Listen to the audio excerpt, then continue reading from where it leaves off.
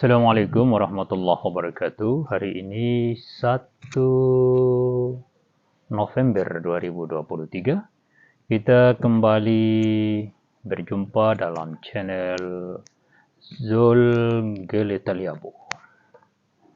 Ada satu hal yang wajib kita pahami, bahwa menyampaikan pesan-pesan ilahi dan juga menyampaikan tentang kondisi masyarakat kita yang tertindas, itu kedua-duanya sama wajibnya.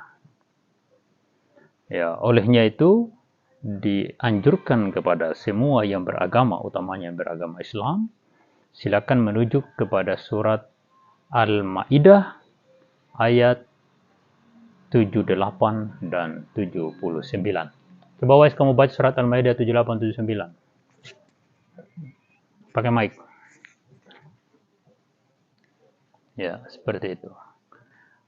Jadi kepada segenap umat Islam. 78-79 Al-Maidah.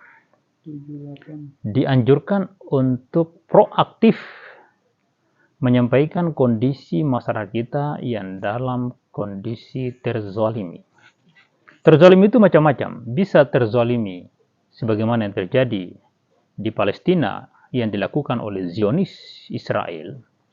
Bisa terzalimi dalam bentuk dibohongi oleh para kandidat-kandidat calon bupati maupun calon gubernur maupun calon presiden di daerah, provinsi, dan negaranya masing-masing.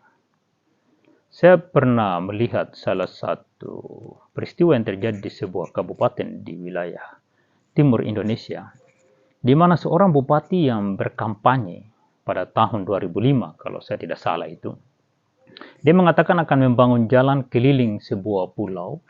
Bahkan ada 3 pulau itu akan dibangun jalannya secara keseluruhan. Bahkan ada 2 pulau yang berdampingan itu akan dibangun jembatan seperti jembatan Suramadu. Tapi ini terjadi di wilayah timur Indonesia. Orang tersebut 10 tahun, 2 periode menjadi bupati. Bahkan adiknya kemudian jadi bupati dan saat ini mengkampanyekan anaknya untuk calon bupati. Tapi selama 10 tahun dia jadi bupati, dia tidak pernah membangun jembatan di antara 2 pulau itu. Bahkan jalan yang dia katakan akan dia aspal keliling itu ternyata juga tidak benar.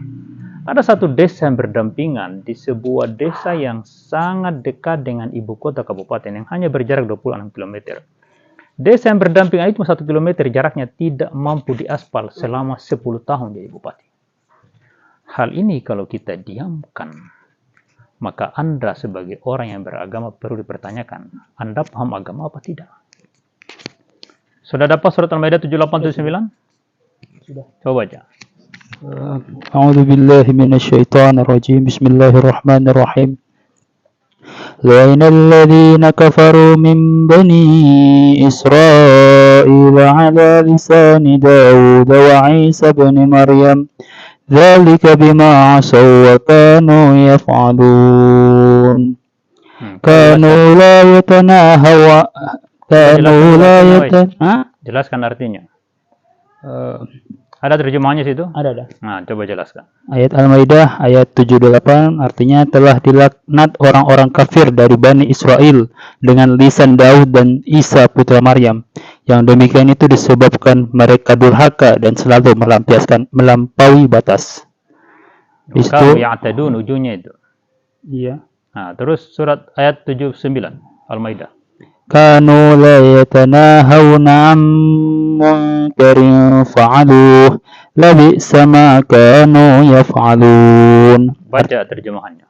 Mereka satu sama lain selalu tidak melarang tindakan munkar yang mereka perbuat. Sesungguhnya amat buruklah apa yang selalu mereka perbuat itu. Shadaqallahul aliyyul azim. Ya, jadi intinya adalah kanu la yatanahawna an munkarin fa'aluh.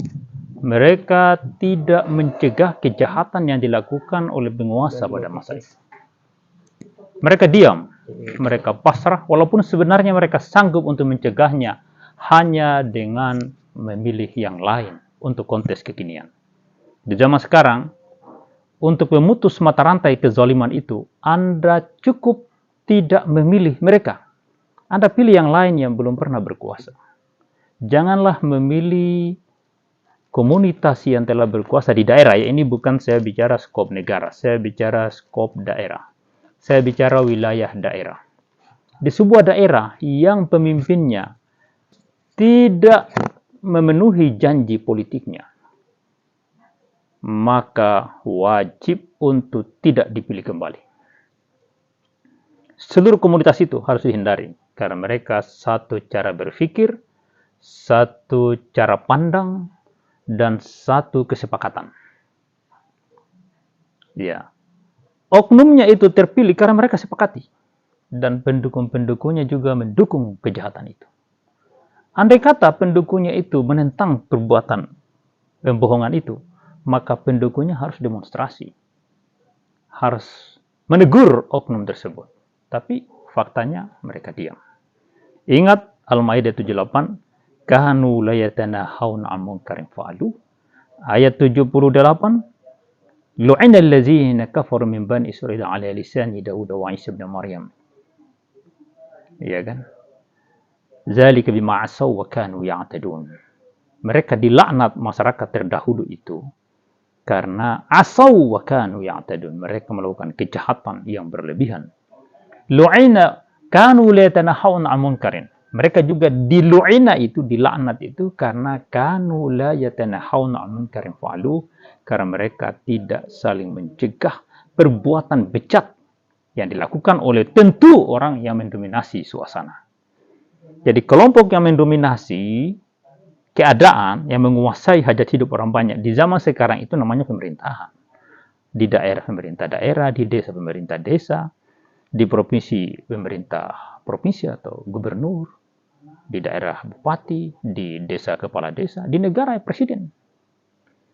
Ya, siapa yang diberikan amanah menguasai hajat hidup umat manusia, tapi ternyata dia berbohong terhadap segala rencana-rencana yang tadinya dia dengungkan untuk kebaikan bersama, tapi ternyata justru mereka tidak lakukan, dan juga terkadang mereka hanya memberikan peluang-peluang dan manfaat-manfaat kepada para pendukungnya, sehingga mereka menjadi penguasa untuk pendukungnya, untuk tim suksesnya, bukan untuk segenap masyarakat yang ada di daerah yang mereka kuasai itu. Sekian, moga-moga dapat dimaklumi. Silakan komen jika ada yang keliru. Sebagaimana biasa, kita tidak pernah luput dari khilaf dan salah. Sekian, assalamualaikum warahmatullahi wabarakatuh.